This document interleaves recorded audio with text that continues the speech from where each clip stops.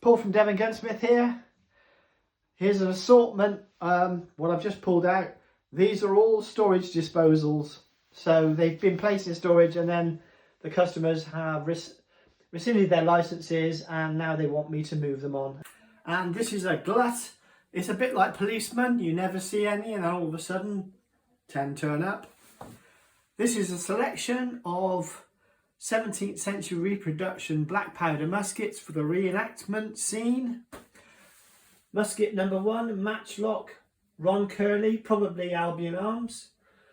Matchlock number 2, Yorkshire Historic Arms or Derbyshire. Carbine number 1, Derbyshire or Yorkshire Historic. And then of course another matchlock, Derbyshire or Yorkshire Historic. A firelock, flintlock with the classic pattern 2 doglock, Yorkshire Historic or Derbyshire. Another carbine with firelock and a brown bess this hit end converted into a 17th century fishtail musket. Hope that's helpful to you guys. Cheers!